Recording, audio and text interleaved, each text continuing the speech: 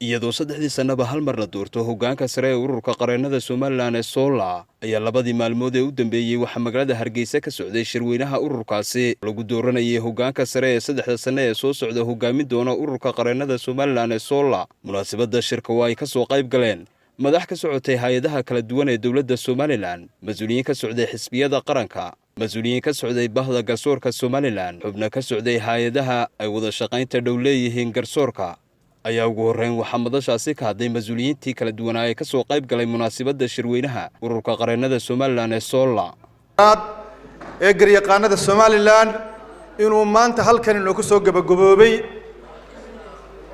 waxaan mahad gaar ah u sii celinayaa dhammaan xubnaha garyaqaanada iyo gaar ahaan guddigii qabanqaabada. waxaan soo dhaweynayaa guddiga hoggaanka cusub ee la doortay oo aynu wada shaqayn doono.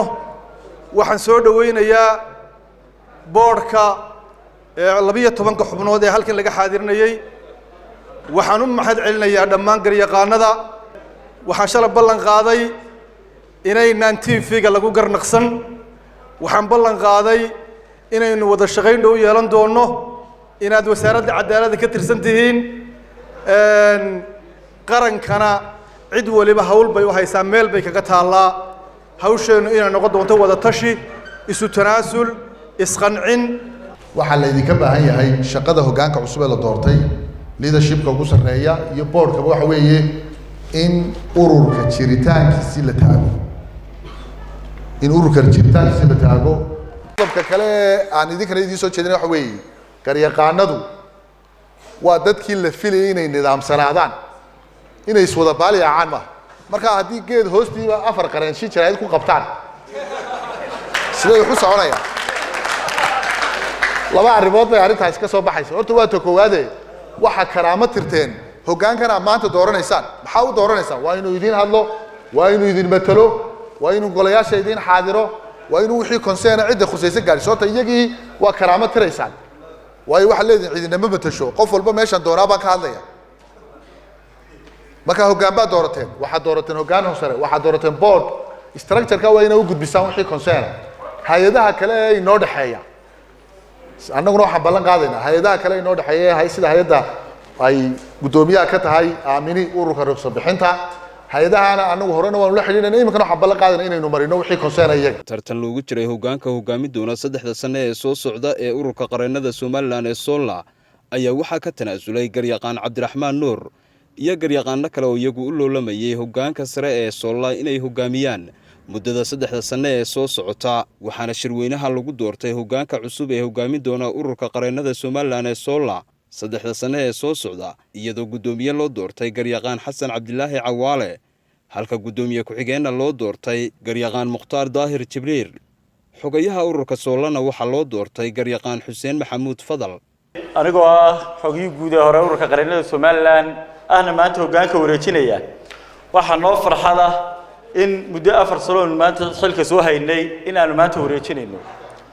runtii maanta waan halka taaganahay, marna waa farxadaada, marna walwal aad ka baan dareemaya. farxadda koowaad waxay tahay guddideedii hore waxaanu qabanay wixii naga xumaadayba inaanu halka maanta soo gaarsiinay. waxaa kaloo iyana walwalkeeda leh xaaladda ururka qareennadu ku sugan yihiin oo anigoo hoggaankii aan ka marakacayo. maanta ururka qareennadu waxay ku sugan yihiin xaalad aad ay u kala daadsan yihiin.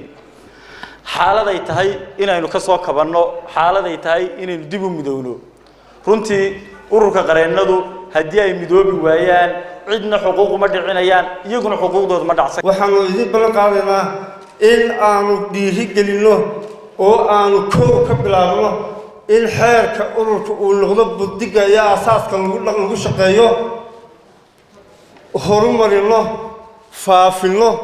qof kasta oo qareennada aan ku gaarsiino bartiisa mid koole ilaa kale Somaliland. taasi waxay inoo suurtageli kartaa in xubin kasta oo qareennada ka midi barta ay joogto ay ka ogaato, ay ka fahamto kow horta xeerka ururku leeyahay, laba ujeedooyinka xeerka ururku uu dhigay ee u taagan yahay ee laga leeyahay aasaaska ururka, waajibaadka uu xeerku saarayo iyo xuquuqaha xeerku uu siinayo haddii aan la helin in xeerka ururka uu gacanta qaranada ku jiro ma suurto galayso inuu qaran waliba la jaan qaado qaranka kale xuquuqaadkiisa ogaado waajibaadka waxaa ku saaran ogaado taa haddaynu helno waxaa inoo suurto geli doontaa inaynu berri ka maalin gaadhno oo shirkaas saddexda isugu nimaadno innaga oo updated ku ah xeerkeenna waajibaadkii iyo wasaare ku xisaabtanay xuquuqaadka aynu leenahayna si siman ugu maxay tahay u aqoonsan. Hoggaankan la doortay ee cusub ayaa ururka Solla ee qaranada Somaliland waxa uu hogaamin doonaa muddada 3 sano ee soo socota. Maxamed Cumar Daariq, RTN, Hargeysa.